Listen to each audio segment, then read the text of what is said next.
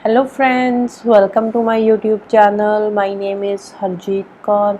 आज हम डिस्कस करेंगे 27 अगस्त के डेली करंट अफेयर क्वेश्चंस। तो अगर आपको इस पर्टिकुलर लेक्चर की पीडीएफ चाहिए तो उसके लिए आप मेरा टेलीग्राम चैनल भी ज्वाइन कर सकते हो, जिसका लिंक आपको नीचे डिस्क्रिप्शन बॉक्स में मिल जाएगा। तो शुरू करते हैं। सबसे पहले देखते हैं इम्पॉर्टेंट डेज। 23 अगस्त की बात करें तो 23 अगस्त को आता है ISRO day, Indian space research organisation day, ISRO day. इसको और किस नाम से जाना जाता है? इसको नेशनल स्पेस डे भी बोला जाता है, राइट। नेशनल स्पेस डे से भी इसको जाना जाता है, नेशनल स्पेस डे। अब ये डे क्यों सेलिब्रेट किया जाता है? क्योंकि इसी दिन 23 अगस्त को हमारा जो चंद्रयान 3 मिशन था उसकी सॉफ्ट लैंडिंग हुई थी मून के साउथ पोल पे, राइट। कब सॉफ्ट लैंडिंग करी थी हमारे चंद्रयान 3 मिशन ने मून पे साउथ पोल पे? 23 अगस्त को, राइट। 23 अगस्त को सॉफ्ट लैंडिंग हुई थी, तो इसीलिए 23 अगस्त को हम सेलिब्रेट करते हैं इसरो डे या फिर नेशनल स्पेस डे। और इसी दिन इस साल जो हमारे एजुकेशन मिनिस्टर है धर्मेंद्र प्रधान जी, उन्होंने एक ई मैगजीन लॉन्च करी है। तो ये जो ई मैगजीन है इसका नाम क्या है? इसका नाम है सपनों की उड़ान। तो मैगजीन का नाम इम्पॉर्टेंट है। तो कौन सी ई मैगजीन है? सपनों की उड़ान जो है लॉन्च करी है। और ये जो मैगजीन है सपनों की उड़ान, ये मैगजीन किसने रिलीज करी है? तो ये रिलीज करी है department of school education and literacy ने। किसके साथ मिलकर? एनसीईआरटी के साथ मिलकर इस मैगजीन को रिलीज किया है। मैगजीन का नाम क्या है? सपनों की उड़ान, राइट। नेक्स्ट चलते हैं। उसके बाद आता है 26 अगस्त। 26 अगस्त को आते हैं 3 इंपॉर्टेंट डेज। कौन कौन से हैं? एक है विमेन इक्वालिटी डे, दूसरा है इंटरनेशनल डॉग डे और तीसरा है मदर टेरेसा डे। अब देखो, विमेन मदर टेरेसा, तो इसको आप रिलेट कर सकते हो। मदर टेरेसा विमेन है, तो विमेन इक्वालिटी डे और mother Teresa anniversary, right. Mother Teresa day नहीं, मदर टेरेसा एनिवर्सरी जो है ये एक ही दिन आती है। कब आती है? 26 अगस्त को। और इसके साथ आता है इंटरनेशनल डॉग डे। ये दोनों डॉग लवर थी, इस तरह से आप इसको रिलेट कर सकते हो। वुमेन इक्वालिटी डे सेलिब्रेट किया जाता है क्योंकि 26 अगस्त 1971 में यूएसए ने इक्वल राइट्स दिए थे मेन एंड वुमेन को। तो इसीलिए 26 अगस्त को वुमेन इक्वालिटी डे सेलिब्रेट किया जाता है, राइट। तो यूएसए का है तो इतना इंपॉर्टेंट नहीं है, बट स्टिल हाँ थोड़ा सा ध्यान में रख लेना। इंटरनेशनल डॉग डे आता है फिर 26 अगस्त को, और लास्ट में है मदर टेरेसा एनिवर्सरी। तो मदर टेरेसा जी का बर्थ कब हुआ था? 26 अगस्त 1910 में। कब हुआ था? 1910 में मैसिडोनिया में, स्कोपिये मैसिडोनिया में इनका बर्थ हुआ था। और जो 5 सितंबर हम पढ़ते हैं टीचर्स डे, तो 5 सितंबर को इनकी आती है डेथ एनिवर्सरी, राइट। 5 सितंबर जब टीचर्स डे होता है तो उस दिन आती है इनकी डेथ एनिवर्सरी। बर्थ एनिवर्सरी कब होती है? 26 अगस्त को, राइट। तो ये एक बहुत ही फेमस ह्यूमैनिटी को प्रमोट करने के लिए जानी जाती है, काफी फेमस है। तो इसके लिए इनको नोबेल पीस प्राइज भी मिला था, राइट। तो इसके लिए इनको क्या मिला था? नोबेल पीस प्राइज मिला था, राइट। नेक्स्ट चलते हैं क्वेश्चंस पे। तो आज का फर्स्ट क्वेश्चन है, name the 2 astronauts who stranded in space and will return to earth in February 2025। 2 astronauts हैं जो अभी स्पेस में अटक चुके हैं। तो आपने सुना होगा न्यूज़ में, तो बहुत बार अक्सर आता है, सोशल मीडिया में भी काफ़ी फेमस हुए हैं। तो 2 एस्ट्रोनॉट्स हैं जो हमारे स्पेस में अटक चुके हैं, राइट। तो नासा ने इनको भेजा था, नासा के हैं ये एस्ट्रोनॉट्स जो है। एक तो इंडियन ओरिजिन का है और दूसरा यूएसए का है। तो ये नासा ने इनको भेजा था दोनों एस्ट्रोनॉट्स को। तो उनका नाम क्या है? तो उनका नाम, एक तो हमारी सुनीता विलियम है, तो दूसरे हैं बैरी विल्मोरे, बैरी विल्मोरे। तो ये दोनों गए थे कि इनका जो, जब ये गए थे तो उस टाइम पे इनका 8 डेज का मिशन था। लेकिन अब जिस कैप्सूल पे या जिस स्पेसक्राफ्ट पे ये गए थे तो उसमें हीलियम लीकेज हो गई, कुछ और मेल फंक्शनिंग की वजह से ये वापस नहीं लौट पाए। तो इनका ये जो इनिशियली 8 दिन का मिशन था, अब 8 महीने पूरे होने को आ चुके हैं, 8 मंथ का हो चुका है। तो अभी भी इनके आने की कोई उम्मीद नहीं है। ये कब तक वापस आएंगे? फरवरी 2025 में इनको वापस लाने के बारे में प्लानिंग हो रही है, राइट। तो एस्ट्रोनॉट्स का नाम याद रखना है, कौन कौन है? Sunita William and Barry Wilmore. तो आंसर आ जाएगा option E, both A and B. तो नासा के एस्ट्रोनॉट्स हैं ये Sunita William and Barry Wilmore. तो अर्थ पे ये वापस आ रहे हैं फरवरी 2025 में। तो स्पेस एक्स का एक कैप्सूल है जिसको यहाँ से भेजा जाएगा, तो जिसपे ये वापस आएंगे। तो कैप्सूल का नाम क्या है? Crew 9 dragon capsule. कैप्सूल का नाम क्या है? क्रू 9 ड्रैगन कैप्सूल, जिन पे इनको वापस लाया जाएगा। कैप्सूल का नाम थोड़ा सा ध्यान में रख लेना।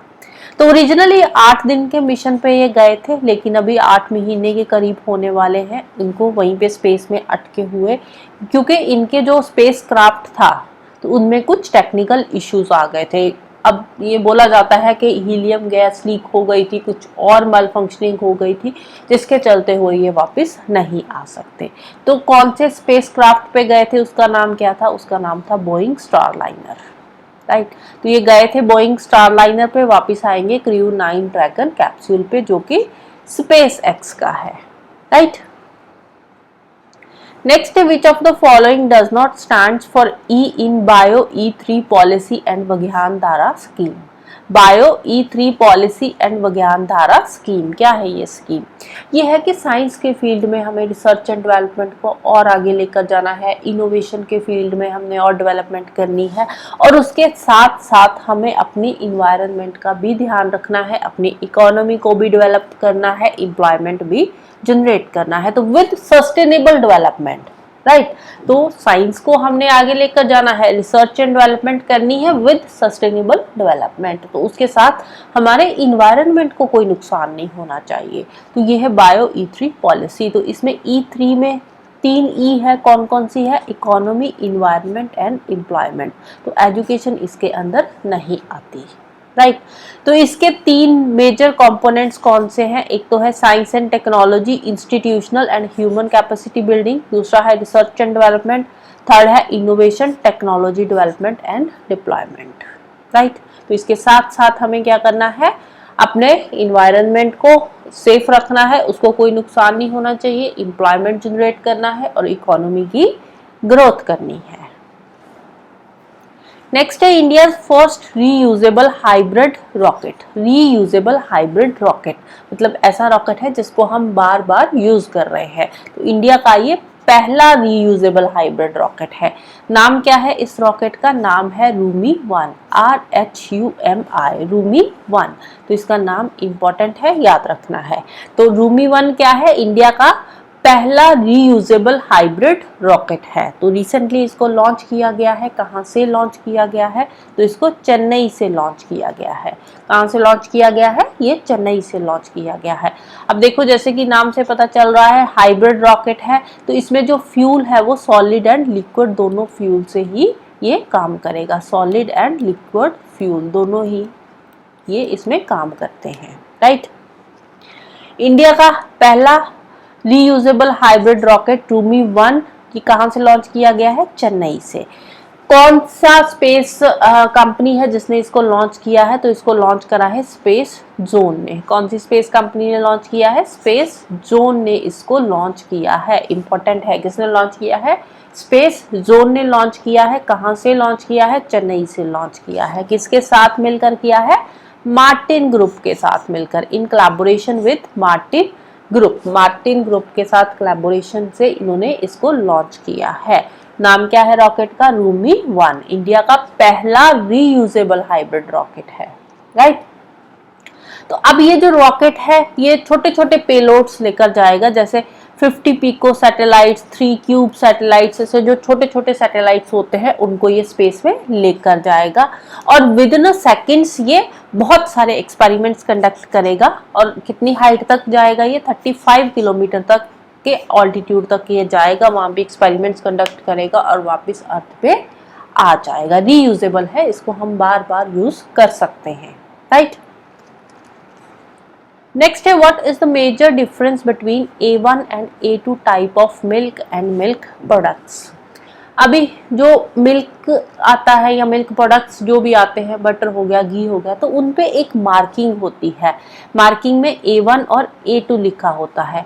तो इसका मतलब क्या होता है, A2 का मतलब होता है कि जो हमारा प्रोडक्ट है, मिल्क है या घी है या बटर है, जो भी है, तो वो इजीली डाइजेस्टिबल है, उसमें कुछ ऐसे प्रोटीन्स है जो कि इजीली डाइजेस्टिबल है, ऐसे अमाइनो एसिड्स हैं जो इजीली डाइजेस्ट हो जाते हैं। तो डायबिटीज वाले भी इस मिल्क को कंज्यूम कर सकते हैं। तो ये इस मार्किंग का मतलब ये होता है A1 A2 मार्किंग का। A2 वाला जो मिल्क होता है ये माना जाता है कि इजीली डाइजेस्टिबल होता है, तो जिनको मिल्क से एलर्जी है वो भी इस मिल्क को कंज्यूम कर सकते हैं, जो A2 टाइप ऑफ मिल्क है। लेकिन रिसेंटली FSSAI ने एक अनाउंसमेंट करी है। FSSAI ने बोला है कि ये जो आप मार्किंग कर रहे हो ना, A1 या A2 मिल्क की ये जो मार्किंग आप दे रहे हो, ये साइंटिफिकली कहीं पे भी ये प्रूवन नहीं है कि जो A2 मिल्क है वो ज़्यादा अच्छा है A1 से।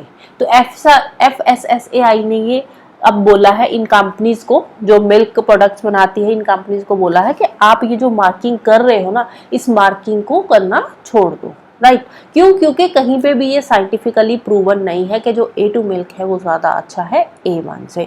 तो इन दोनों में डिफरेंस क्या है? इन दोनों में जो डिफरेंस है वो है प्रोटीन के स्ट्रक्चर का, difference between the structure of protein. तो इनमें जो प्रोटीन है उसके स्ट्रक्चर का डिफरेंस है कि जो प्रोटीन इसमें आता है तो उस प्रोटीन में जो अमाइनो एसिड्स की जो मार्किंग होती है वो अलग अलग जगह पे होती है, तो उसके अकॉर्डिंग अब प्रोटीन का स्ट्रक्चर चेंज हो रहा है। तो ये कंपनीज बोल रही है कि हमारा दूध अच्छा है, लेकिन जो food safety and standard authority of India है उसने बोला है कि ये साइंटिफिकली प्रूवन नहीं है, तो आप ये मार्किंग नहीं कर सकते, राइट।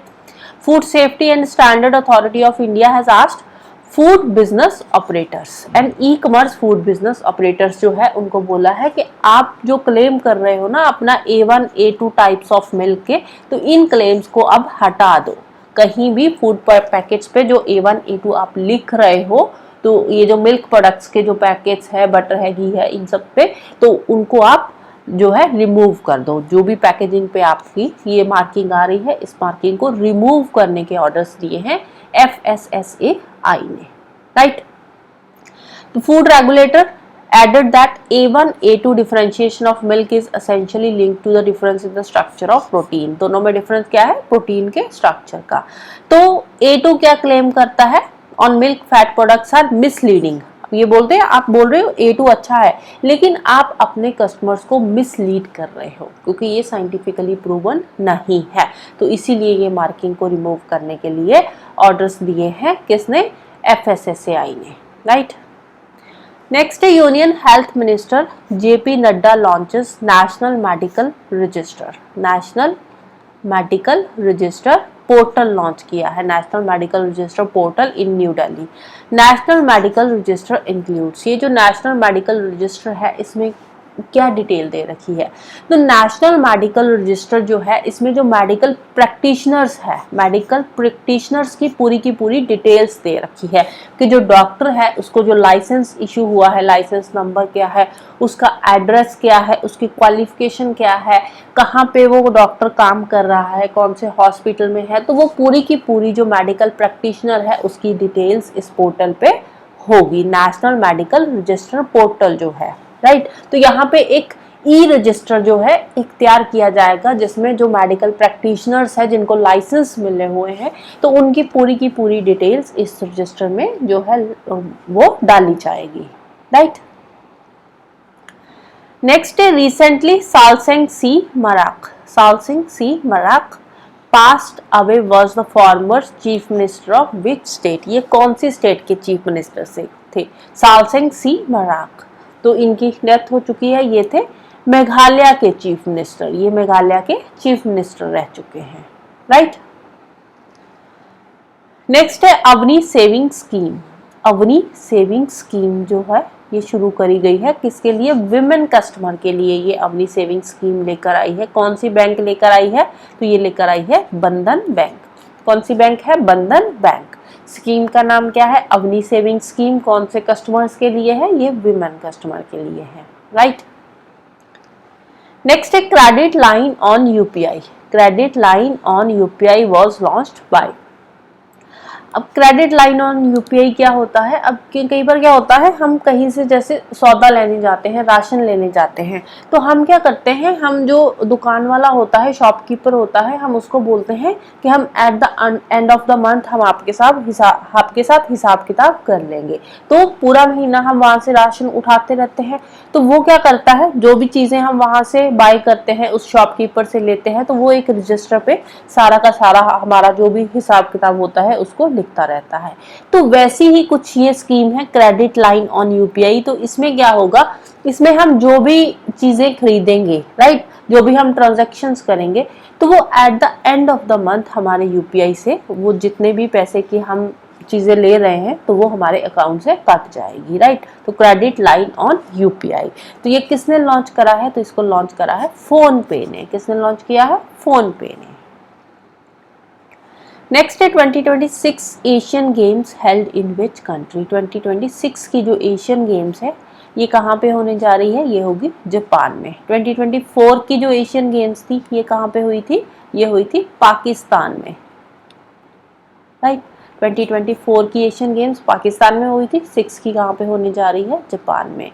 और फर्स्ट टाइम ऐसा हुआ है कि जो 2026 की एशियन गेम्स है, यहाँ पे जो हमारे इंडिया की सर्फिंग टीम है, इंडियन सर्फिंग टीम, इसने फर्स्ट एवर कोटा सिक्योर किया है। तो पहली बार हमारे इंडिया की सर्फिंग टीम जो है ये 2026 की एशियन गेम्स में जा रही है। तो इन्होंने अभी रिसेंटली 2024 के अंदर ही मालदीव्स के अंदर एक एशियन सर्फिंग चैंपियनशिप हुआ था जिसको इन्होंने जीता है। तो उसके बाद अब ये एलिजिबल हो गई है एशियन गेम्स में compete करने के लिए। तो 2026 की जो एशियन गेम्स होने जा रही है जापान के अंदर, आईची नगोया जापान में जो है, तो वहां पे हमारी इंडिया की सर्फिंग टीम भी पार्टिसिपेट करेगी। अभी तक हमारी टीम कभी नहीं गई थी, इंडिया की जो सर्फिंग टीम थी ये फर्स्ट टाइम ही वहां पे जा रही है, कभी क्वालिफाई हुई ही नहीं थी जाने के लिए, तो फर्स्ट टाइम ये क्वालिफाई हुई है। सर्फिंग जो है ये कौन सी गेम होती है? इसमें होती है जो समुद्र में लहरें होती है, तो इन लहरों के ऊपर ये सर्फिंग करते हैं, तो राइट। तो ये इंडिया की सर्फिंग टीम पहली बार जा रही है एशियन गेम्स में पार्टिसिपेट करने। कौन सी एशियन गेम्स में? 2026 की एशियन गेम्स में। कहाँ पे हो रही है? जापान के अंदर, राइट। नेक्स्ट है name the first Indian women to win national car racing championship 2024। पहली इंडियन वुमेन जिसने जीता है national car racing championship 2024। National car racing championship 2024 हुआ कहाँ पे था? ये चेन्नई के अंदर हुआ था, राइट। कहाँ पे हुआ था? वेन्यू भी याद रखना है, चेन्नई के अंदर हुआ था। जीता किसने है? जीता है दियाना पंडोले ने। किसने जीता है? दियाना पंडोले ने, right. So that's all for today. Hope you like this video. Thank you. Bye bye and have a nice day.